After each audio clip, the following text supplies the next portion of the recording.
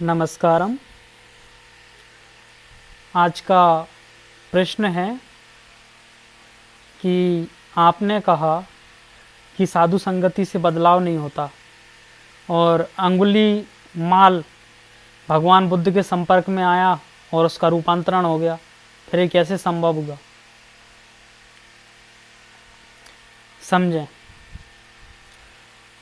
भगवान बुद्ध के संपर्क में आने से अंगुली माल को बदलाव का विचार मिला, ओनली विचार, लेकिन वो उस समय उसका ट्रांसफॉर्मेशन नहीं हुआ, उसमें रूपांतरण तुरंत नहीं हो गया।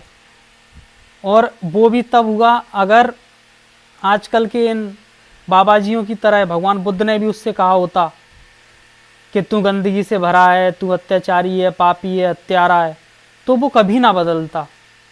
भगवान बुद्ध ने कहा तू बहुत प्यारा है।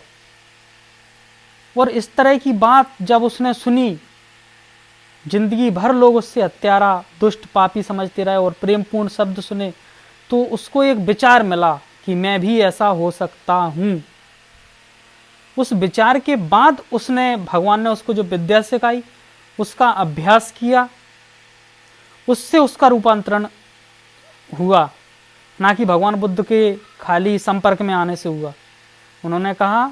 उसने कहा क्या मैं भी बदल सकता हूँ भगवान, मैं भी सज्जन पुरुष हो सकता हूँ, मैं भी बुद्ध हो सकता हूँ? बोले बिल्कुल हो सकता है, तुझ में मुझ में कोई फर्क नहीं।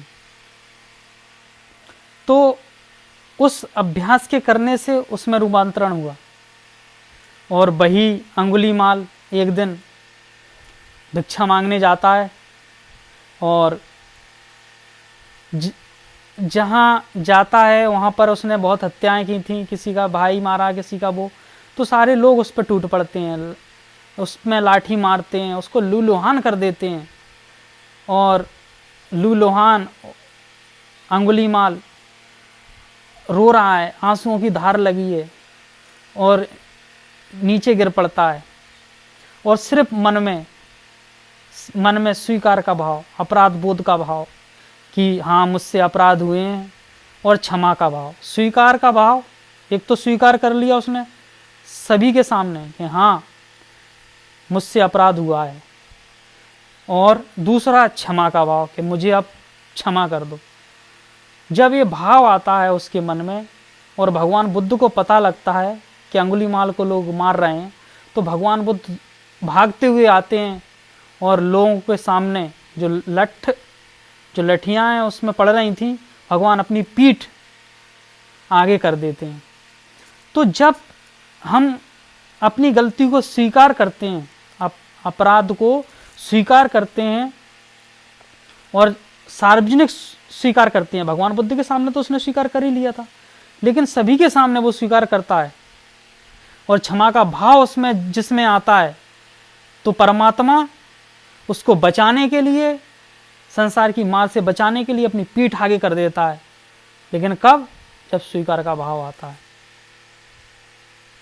और स्वीकार का भाव आ नहीं रहा है, परिवर्तन भीतर हो नहीं रहा है, क्षमा का भाव आ नहीं रहा है, और रिएक्शन पर रिएक्शन, प्रतिक्रियाओं पर प्रतिक्रिया, कोई हमसे कुछ कह रहा है और हम तुरंत प्रतिक्रिया करने को तैयार हैं, क्रोध से मन भरा हुआ है, तो फिर कौन तुम्हारी रक्षा करेगा? कौन तुम्हारे भीतर ट्रांसफॉर्मेशन करेगा? कौन परिवर्तन करेगा?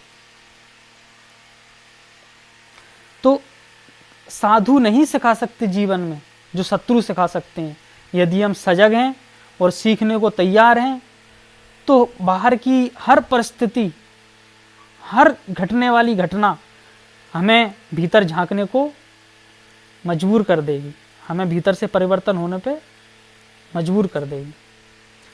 समझदार लोग पत्थर को भी सीढ़ी बना लेते हैं और मूर्ख सीढ़ी को भी पत्थर समझकर ठहर जाते हैं। तो किसी ने गाली दी,